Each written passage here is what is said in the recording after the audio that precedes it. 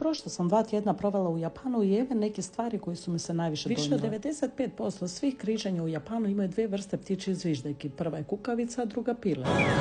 To je napravljeno kako bi se pomoglo osobama oštećena vida. Kukavica znači da je smjer sjever-jug, a pile istok-zapad. Također iz istog razloga imaju ove neravne žute linije posvuda po podovima kako bi se slabovidne osobe lakše snalazile u gradovima. Iako imaju najprometnije gradove na svijetu, kretanje nikad nije kaotično. Pa tako ćete na pokretnim stepenicama vidjeti da svi stoje s lijeve strane. Desna je slobodna za one koje ne žele stajati ili im se žuri. Također na stanicama se svi poredaju jedan iza drugog i strpljivo čekaju da svi izađu iz vlaka prije nego što oni uđu. U vlakovima mir i tišina. Niko ne priča, mobiteli su utišani, ništa se ne jede i ne pije. Čak i ako nose ruksake, drže ih sprijeda da ne udare nekoga iza sebe. Iako ponekad satima nećete pronaći kantu za smeće, cijela je zemlja besprekorno čista. Pušenje je zabranjeno gotovo posvuda. U svakom gradu postoje određena mjesta za pušenje, ali nema ih mnogo. Nošenje sunčanih naočala nije poželjno i svi će vas čudno gledati zato jer se sunčane naočale povezuju s kriminalnim skupinama, isto kao i tetovaže. Tetovaže zaboravite na ulazak u wellness